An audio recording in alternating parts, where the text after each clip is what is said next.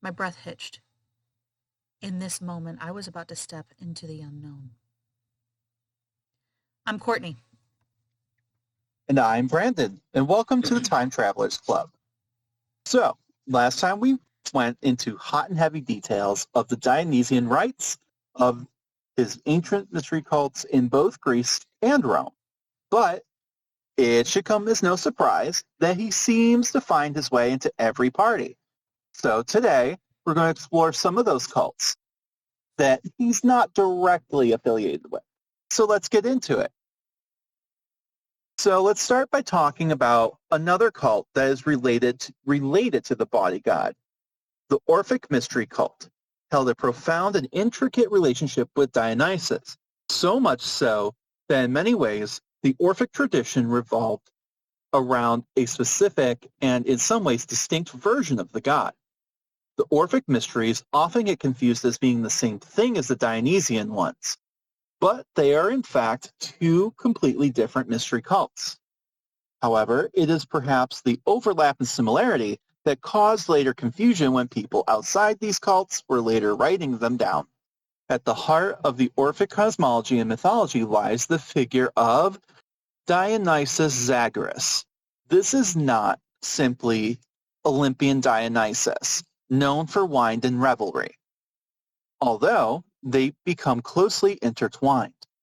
The myth of Zagreus is foundational to Orphic beliefs about the nature of existence, the human soul, and the afterlife.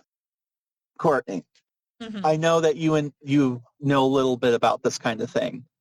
Yes. What are your thoughts on Zagreus? Uh, Zagreus feels like mm, that always felt like an addition, a more like I don't know how to put it. It's just kind of like a not a side note, a not one of those weird Disney sequels, but more of just like a you know what? It's like a self-insertion. It is like Yeah, somebody literally putting themselves into the story, which is not necessarily the worst thing, but that's what it always felt like to me. that's interesting. Like, I've always found like it was almost more of like an expansion. Like Mm-hmm. someone took the story and they were like, what if? And just like really ran with it. Mm-hmm. Um, and tried to like, and maybe they took inspiration from other things. It felt like he was pulling, like that they're pulling from like other cultures maybe and trying to have something make sense. But Yeah. yeah, I was just curious because, like I feel like the first time I heard about Zagreus, I was an adult and I was like, who the fuck this, But I found it very fascinating because and we're about to get into some of it, but it's definitely, if you thought the whole the OG Dionysus story was a little dark, Zacharias kind of cranks that up to an 11. It So does. the Orphic narrative goes something like this. Zagreus was the son of Zeus and Persephone. Gross. Zeus intended him to be his successor, though, entrusting him with the thunderbolt, which that part I find very interesting because in a lot of the other stories, Zeus really doesn't want a successor, right? Because he overthrew his dad, who overthrew his dad, so like there's this whole idea that if he has a son like that who's destined to succeed him, that he'll also be overthrown. So I Mm-hmm. find that in this story, it's interesting. Also, he did his daughter, which is gross, but, Very gross. gross. So, of course, Hera's not okay with him doing the stepdaughter / his daughter. And she gets jealous because that's what Hera's whole thing is, to make women look bad. Mm-hmm. So she incited the Titans against infant Zagreus. They would lure him with enticing toys, like a creeper with a van, and while he was distracted, attacked and dismembered and devoured him. I mean, Athena managed, ooh. Yeah. Yeah. Mm-hmm. Yeah. Um, Athena, though, somehow just happened to be passing by and managed to save Zagreus' heart. Zeus, enraged by the Titans' act, as he should be, struck them down with his thunderbolts. Mm-hmm. From the ashes of the Titans arose humankind. In this version of like a creation myth, this myth explains the dual nature of human beings in Orphic thought, a titanic, earthly, and inherently flawed aspect, and a divine spark derived from the consumed Dionysus Zagreus. From the saved heart of Zagreus, or in some versions through Semele consuming said heart, like which is a little confusing to me because it's like, wait a minute, Mm-hmm. if humans were just created, how the hell does Semele eat it? You know, like Yep. she's a person too. Mm-hmm. There are flaws in this story, Oh, absolutely. but I digress. Um, the Olympian Dionysus was born somehow through this method, with the latter Dionysus seen as a reincarnation or continuation of the primordial Zagreus. The This myth of story is all Dionysus over the Zagreus. place. This story is so Sorry. all over the place. It is Yeah. crazy, and it is. Yeah. This is why I feel like it's a self-insertion. It's just like I came up from all of this. I accomplished all of this. I was literally torn apart, and only my heart was found. And that's where I'm just like,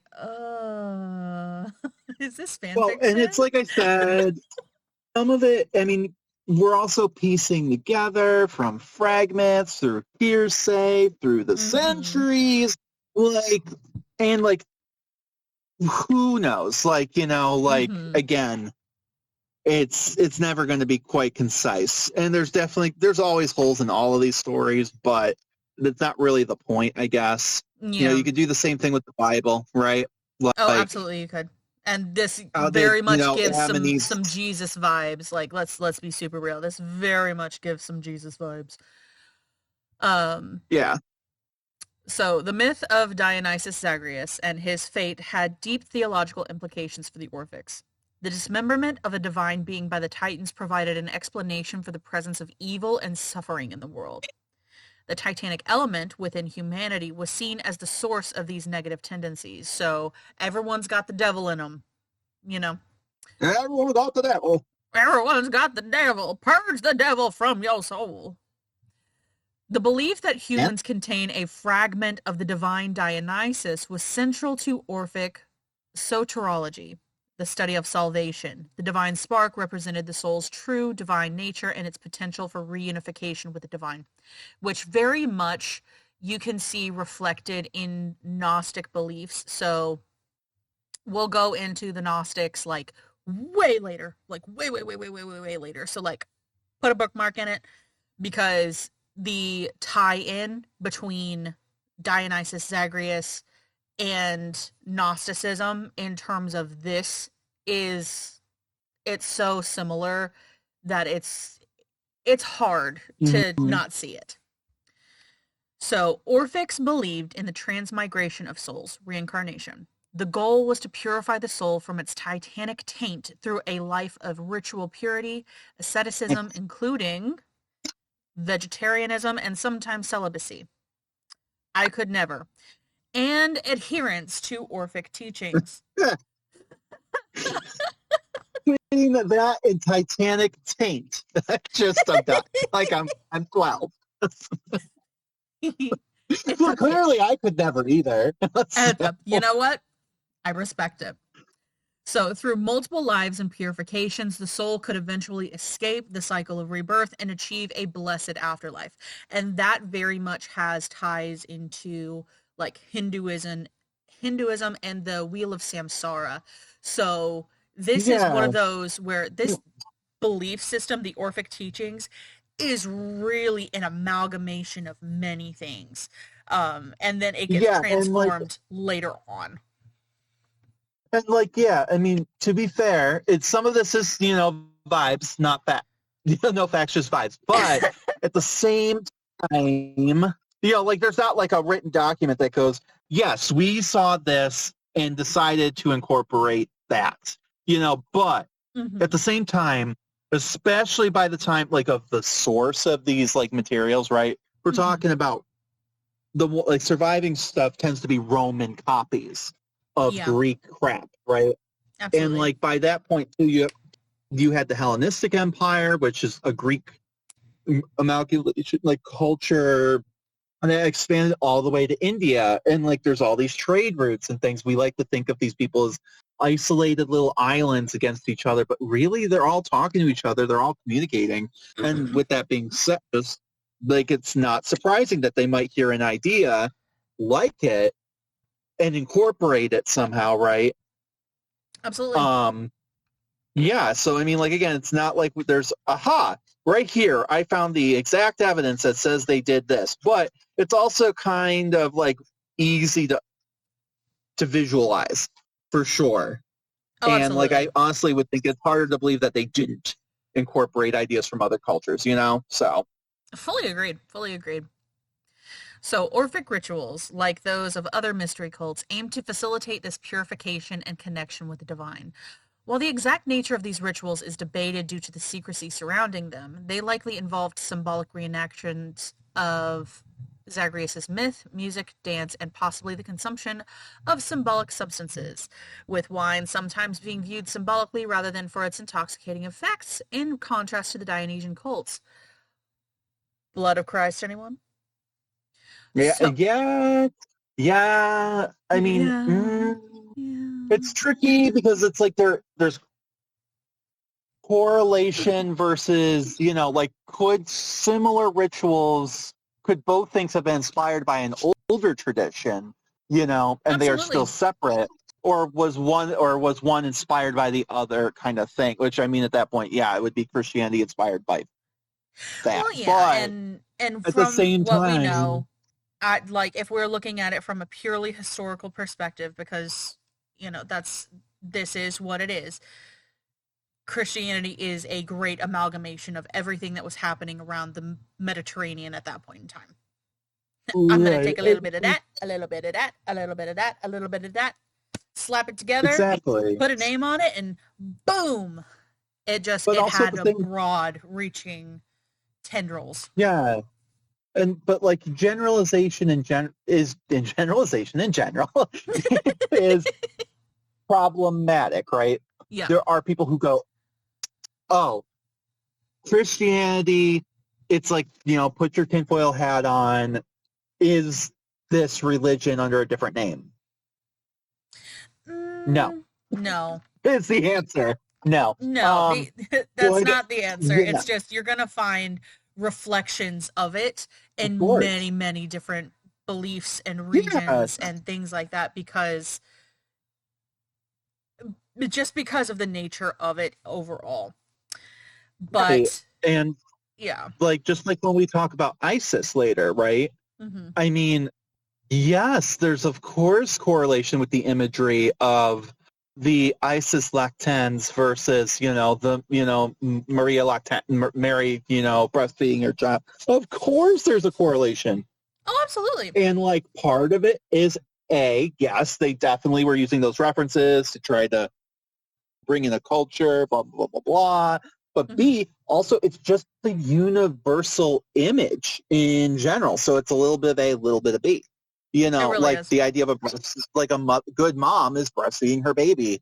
We're not saying that in modern sense. We understand there are people who cannot breastfeed their children or choose not to for whatever reason, and rock on. I am not a mom. I am not a parent. I don't care. The point is that was the imagery at the time.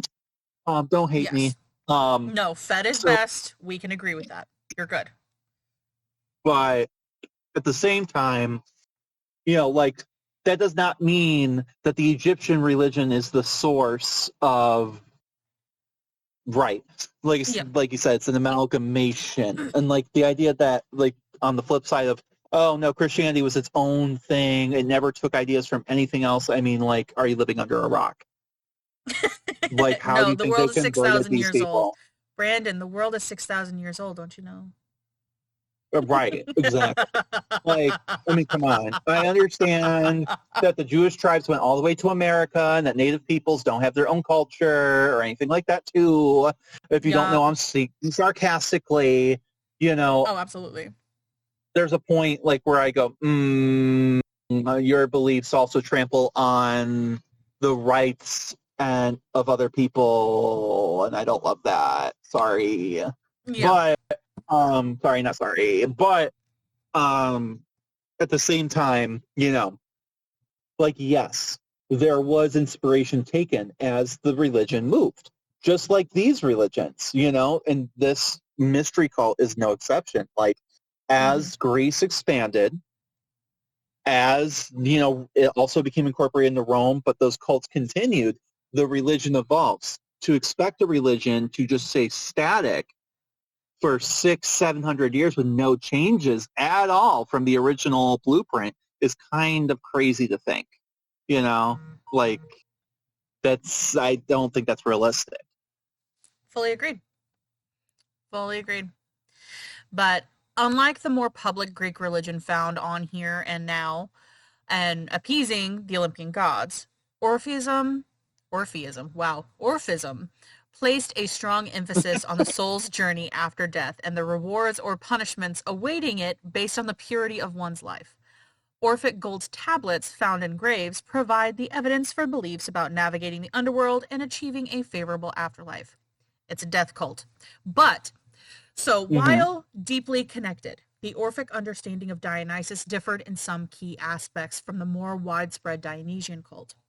The Orphic tradition placed a unique emphasis on the primordial, dismembered form of Dionysus Zagreus, which was less central to the popular Dionysian worship.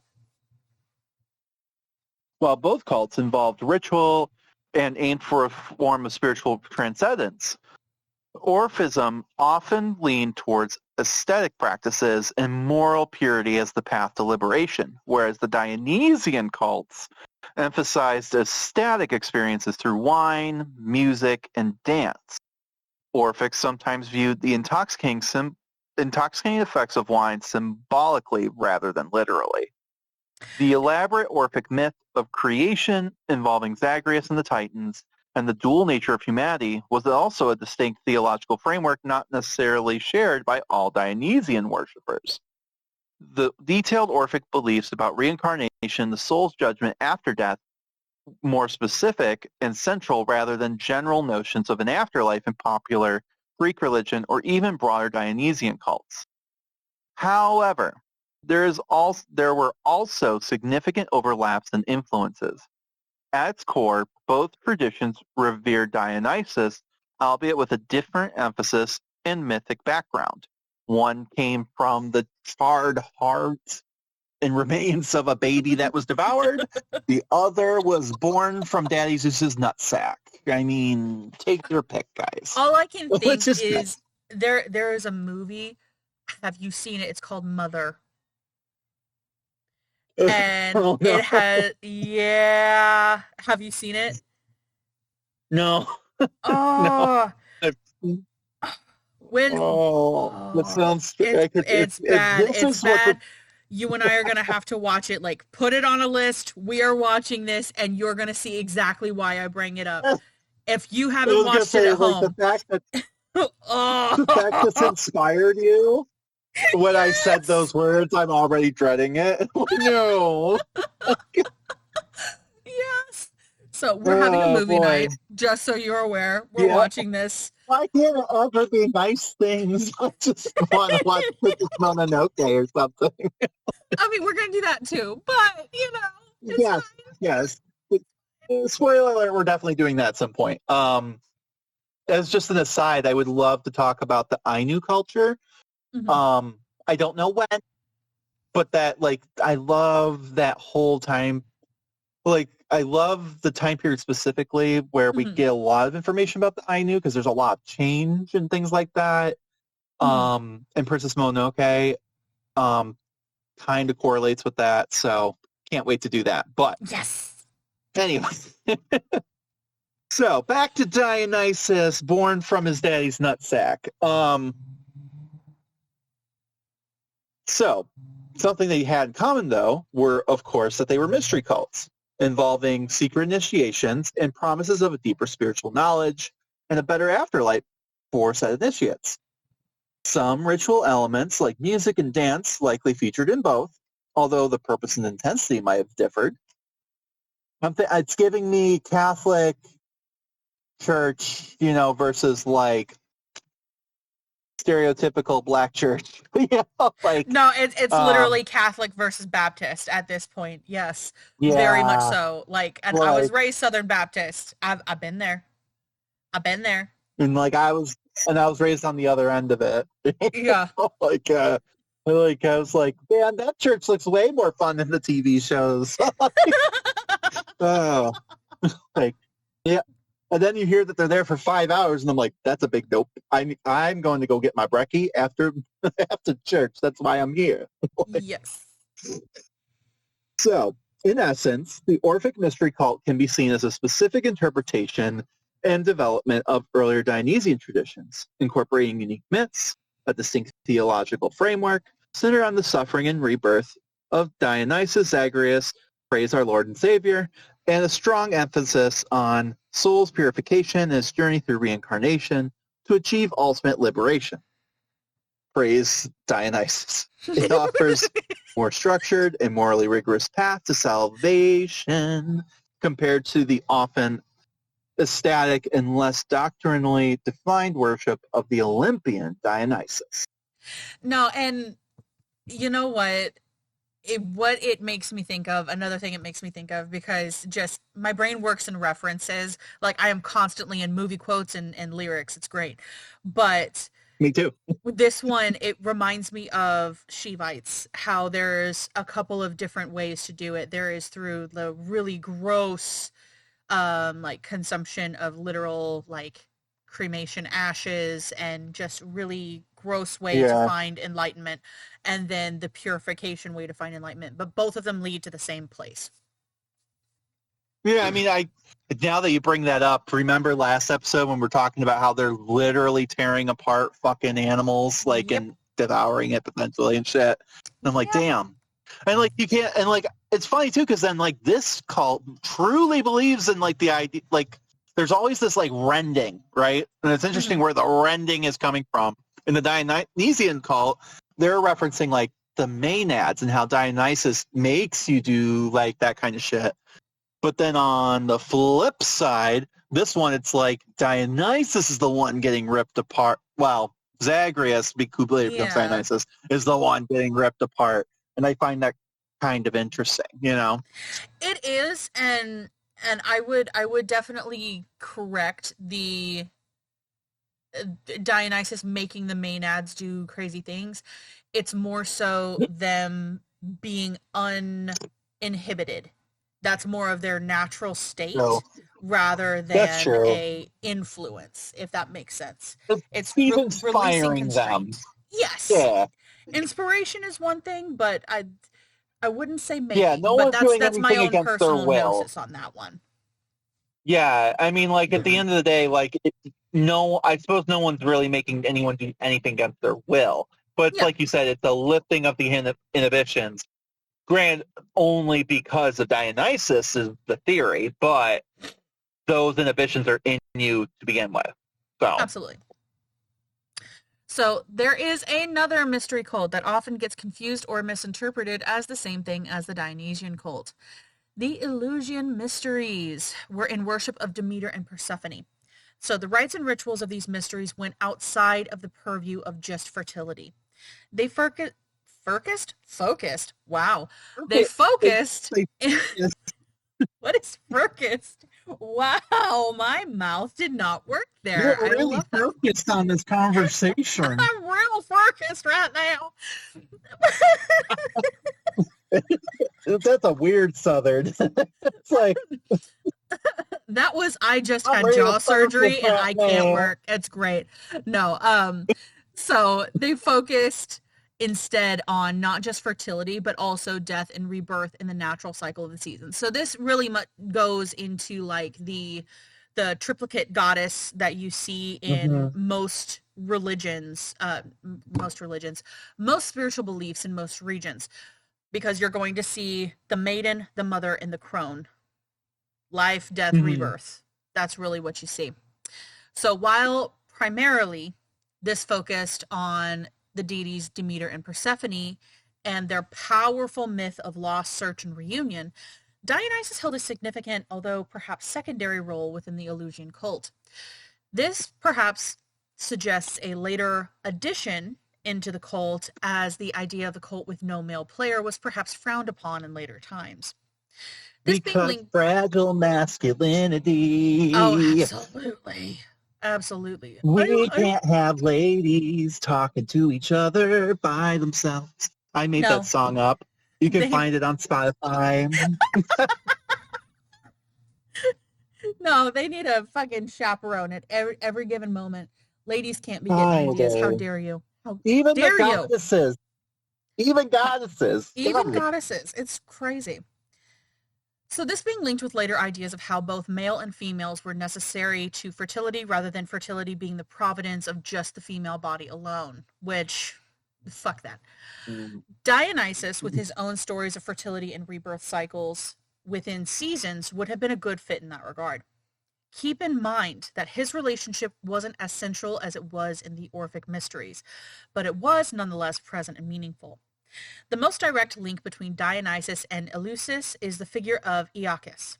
Iacchus was often closely associated with Dionysus, sometimes even considered an epithet or an aspect of the god, particularly in his role as the bringer of joy, liberation, and the ecstatic experience. So he is an orgasm god. We love it. So Yes. We love us some sometimes God. Yes. some sources even identify Iacchus as the son of Zeus and Demeter, or Persephone, which is gross that they are conflating Demeter and Persephone together. No. No. Further solidifying the connection between the Eleusinian deities and Dionysus. Another key aspect of the Eleusinian mysteries was the grand procession from Athens to Eleusis along the sacred way. During this procession, the initiates would chant and invoke various deities, and Iacchus was a prominent figure in these invocations. The cry, Iacche, was a characteristic element of the procession filled with religious fervor and anticipation. Iacchus is frequently, wow, I can't read today either. Iacchus is You know, frequently depicted as a youthful figure carrying a torch, leading the procession to Eleusis. This imagery links him to light, guidance, and the hope of a positive afterlife, themes central to the Eleusinian mysteries. Or Eleusinian. Eleusinian. Wow. I was messing that up wow. the whole time. Eleusinian. I I just keep thinking, look, I haven't even been paying attention. I just keep thinking of Iacchus, god of gooning, and like, you know, and I can't get that off my mind. And I just have an image of Dionysus eyes crossed, you know, like, ugh. Oh my god, that's hilarious. And you got these two serious ladies like, oh my god, who invited this guy? They're like, can we have our death and rebirth cult in peace? Oh God my of god. gooning, thank you. I mean, he's so intrusive. He's so intrusive. Oh my god. So, That needs to be a shirt now, God of gooning. um, we'll figure it out. Well, I want this shirt immediately. I want this shirt. So, the torch may also symbolize the illumination of the mysteries revealed to the initiates, like Dionysus, who had a connection to the underworld through his mother Semele and his own experiences. Iacchus also seems to have associations with the journey to and from the realm of the dead, mirroring Persephone's. See, if it, like, Persephone.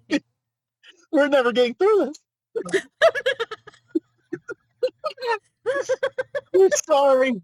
We, I'm a professional historian, and I just God of gooning and Persephone. Persephone. She's gonna beat my ass later. Oh my god. Persephone's annual descent and ascent. So this shared theme of overcoming death and returning to life likely contributed to his inclusion in the Eleusinian rites. Beyond the figure of Iacchus, god of Gooning, there is also the broader symbolic connections between Dionysus and the Eleusinian mysteries. Eleusinian, wow, you've I messed know, me up right? too. I know, right? Eleusinian mysteries. Cults revolved around myths involving death and rebirth, Persephone's or Persephone abduction, and return to symbolize the cycle of life and death and renewal in nature, particularly in the growth of crops. Dionysus, especially in his Zagreus aspect, as seen in the Orphism cult, which had some influence on broader Greek religious thought, also embodied themes of dismemberment and resurrection, representing the cyclical nature of life and the potential for transformations. While the Eleusinian mysteries were not primarily known for the wild ecstatic association. Wow, I can't talk today either, girl. It's okay. While the Eleusinian mysteries were not primarily known for the wild ecstasy associated with Dionysian cults, they did aim for a profound transformative experience for the initiative. The powerful emotions evoked by the central myth and the revelatory nature of the rites could be seen as a different form of spiritual ecstasy, a personal, deeply moving encounter with the sacred. Iacchus, as the joyful and liberating aspect of Dionysus, or Gooning, could have facilitated this emotional and spiritual release during the... It's not helping with all this releasing. No. During the procession and within the sanctuary. No, Oh, I he's see doing it in procession the and all I thought is sanctuary? procreation. Wow. I can't. I And cannot. yeah, and I'm thinking like, oh my God, he's spiritually releasing all over the sanctuary? Oh, God. How messy. These ladies just want their own space. Jeez. God.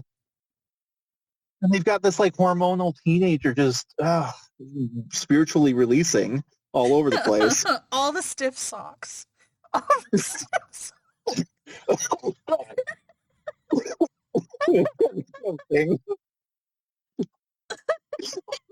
No, because just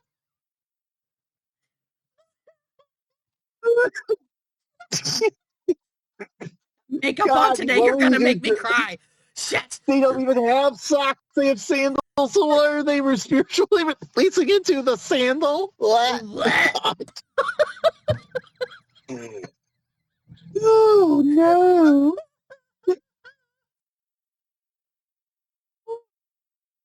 Oh, right. Both Demeter and Dionysus were associated with fertility and the bounty of the earth. Demeter was the goddess of agriculture and grain, while Dionysus was the god of wine, which is also vital for sustenance and ritual. Their shared concern for the earth's productivity could have contributed to their interconnectedness in religious thought. It's crucial to remember that the primary focus of the Eleusinian mysteries remained firmly on Demeter and Persephone. Dionysus, primarily through the figure of Iacchus, played a supporting role, enriching the themes and emotional landscape of the rites, if we want to call that. Mm-hmm. The Eleusinian mysteries were more solemn and focused on specific myths of the two goddesses and the promise of a blessed afterlife through their favor. The Dionysian mysteries, in contrast, emphasized ecstatic communication with the god through ritual practices. Dionysus, through the figure of Iacchus, was an integrated part of the Eleusinian mysteries. He was invoked during the crucial procession, often depicted as a guide and torchbearer, and his associations with joy, liberation, death, and gooning resonated with the core themes of the Eleusinian cult. While Demeter and Persephone remained the central figures, the presence of Iacchus, aka Dionysus, added another layer of meaning and emotional depth to the most revered religious rites of the ancient Greek world. However, like all good parties, they eventually come to an end. The rise of Christianity and the increasing integration of Dionysian elements into more public and controlled festivals gradually led to the decline of the mystery cult in its distinct form.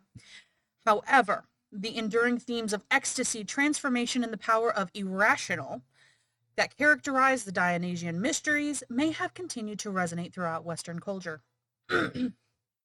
The Dionysian mystery cult was a vibrant and complex phenomenon that offered its initiates a path to spiritual transcendence through ecstatic rituals, mythic identification, and a temporary liberation from societal norms.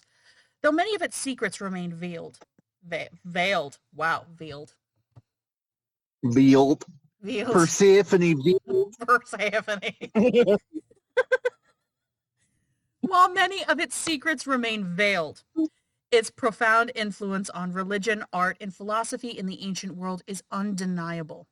It stands as a testament to the enduring human desire for connection with the divine and the transformative power of altered states of consciousness. Well, that's it for this time. Next time, we invite you to join us as we shift away finally from ancient Greece and turn our gaze towards another intriguing cult from ancient times that was both popular and viewed with suspicion within the Greek and Roman world. This is the cult and worship of Isis, goddess of magic, motherhood, healing, protection, marriage, funerary rites, royal authority, and power. While it seems unlikely, there's actually quite a bit she has in common with Dionysus, even though they come from completely different places and origins. But perhaps that is fitting with the topics that we have planned later this season. But for now, we will keep that secret. Though we're sure some of you have already guessed where we're going with this. Now, as you know, we are a new podcast and we are always looking to please the dark magic that is the algorithm. So wherever you are listening to this, whether it be Spotify, Apple, iHeart, YouTube, wherever, if you like us, take the time to give us a positive review. It goes a very long way for us. We will also be starting a Patreon as soon as we have enough content in the backlog. There you can hear episodes of topics outside of the main purview of the podcast. We'll create more videos, do Q&As, sell merch, and in general get up to hijinks. So keep your eye out for that.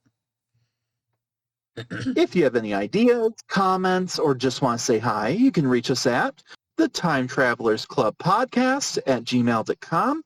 We love it when people say hi. And as always, thanks for listening. Bye for now. Bye, y'all.